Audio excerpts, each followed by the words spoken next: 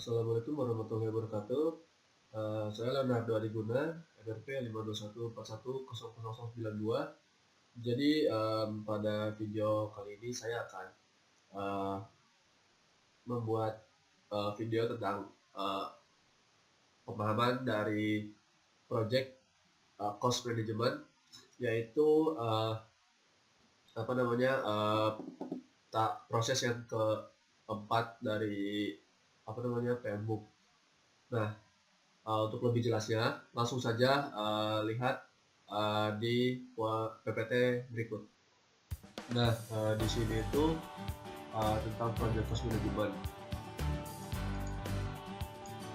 Nah, jadi apa itu project cost management? Jadi project cost management atau yang biasa juga disebut dengan biaya adalah sebuah metode yang menggunakan teknologi untuk mengukur biaya.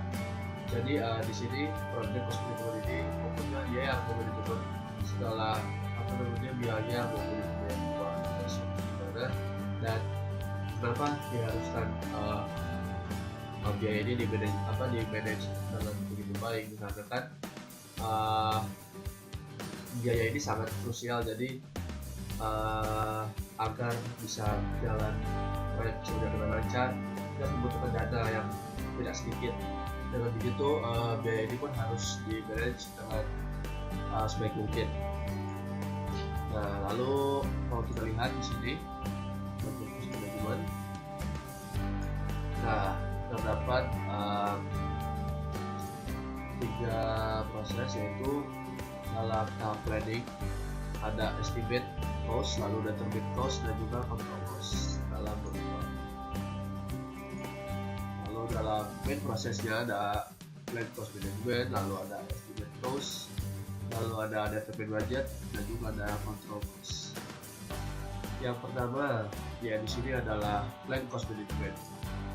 Nah, plan cost management ini adalah suatu proses yang menetapkan kebijakan atau prosedur dokumen perencanaan, pengelolaan, pengeluaran, dan pengendalian biaya proyek.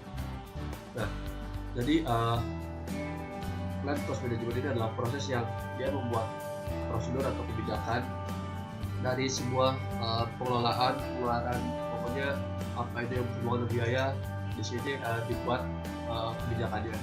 Dan manfaat dari proses ini untuk membuat adanya penjangkaan atau pemantauan dari penggunaan biaya. Nah, di sini kalau kita lihat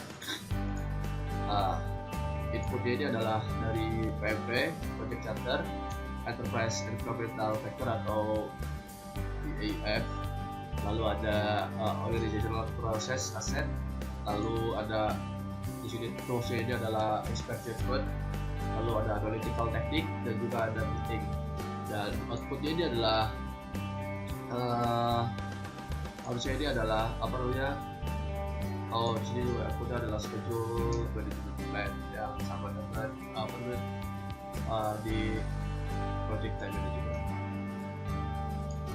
Lalu di sini ada yang kedua ini ada estimate cost. Nah, di sini ada estimate cost atau cost estimating. Di sini melibatkan pengembangan suatu perkiraan atau estimasi biaya dari resource yang dibutuhkan untuk menyelesaikan suatu proyek. Nah, di sini project manager harus menentukan estimasi biaya jika ingin menyelesaikan proyek dengan batasan biaya yang ada. Nah, jadi jika project manager sudah menentukan batasan biayanya, otomatis project manager itu juga harus menentukan estimasi biaya yang harus dikeluarkan. Nah, lalu hasil dari project management ini juga adalah suatu cost estimate. Dan di sini bisa kita lihat project input terus dan outputnya ini adalah cost management plan, lalu ada human resource, lalu management plan, scope baseline, project schedule, risk register, enterprise environmental, dan juga ada operational process. Lalu di tools and tekniknya ini adalah expert judgment, ada tools estimating, parametric estimating, bottom up estimating, 3-point estimating, resource analysis, cost of quality, project management software, vendor build analysis, group decision making, dan dan lainnya. Lalu di sini ada outputnya adalah activity cost estimating, lalu basic of estimate, dan juga ada project dokumen. Nah, di sini ketika ada determine budget, itu ada determine budget atau budget ini dilibatkan pengalokasian estimasi biaya. Nah, di sini jadi pekerjaan atau proses ini didasari pada WBS yang telah dibuat, dan di sini tujuan utama dari cost budgeting adalah untuk menghasilkan suatu cost baseline. Jadi di sini setelah kita menentukan biaya yang akan dikeluarkan yang sesuai dengan WBS tadi, dan di sini gunanya adalah untuk memastikan performa proyek dan kebutuhan kerja ini agar berjalan. Lalu kita lihat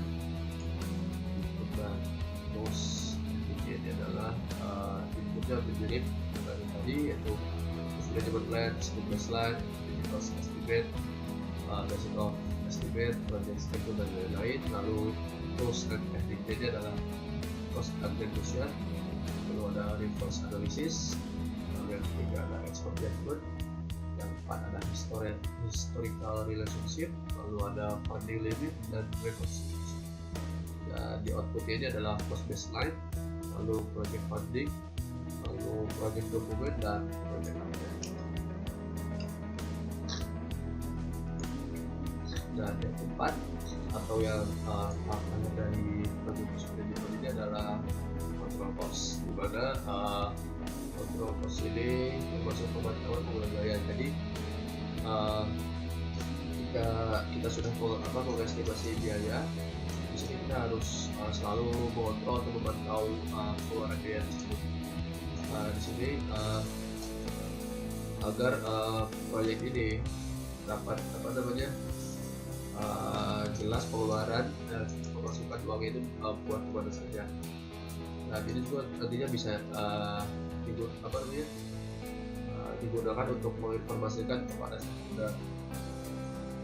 Lalu di sini kita lihat input ini ada dari project management plan atau PMP, lalu project marketing requirement, lalu yang ketiga ada work untuk public data, dan yang keempat ada organization process design.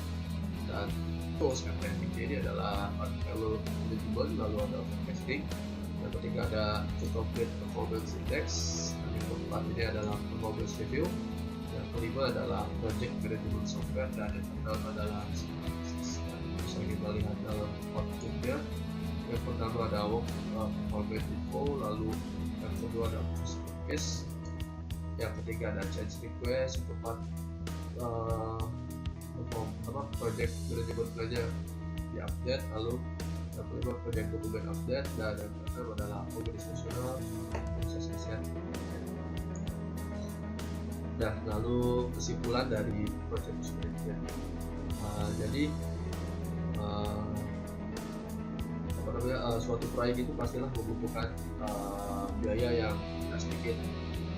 Misalnya proyek pembuatan software itu otomatis membutuhkan biaya yang sangat besar, dimana misalnya pembuatan pusat informasi atau penerapan ERP, dan itu harus jelas kepada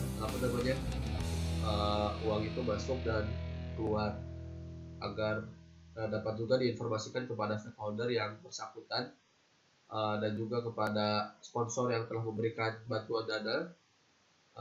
Lalu dengan adanya kejelasan seperti itu dari kedua belah pihak, dari pihak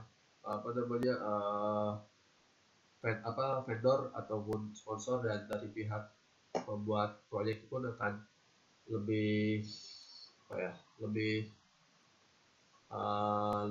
enak dalam mengembangkan kembali proyek untuk selanjutnya, untuk bekerja sama untuk proyek selanjutnya. Nah, lalu sekian dari saya, kurang lebihnya mohon maaf. Wassalamualaikum warahmatullahi wabarakatuh.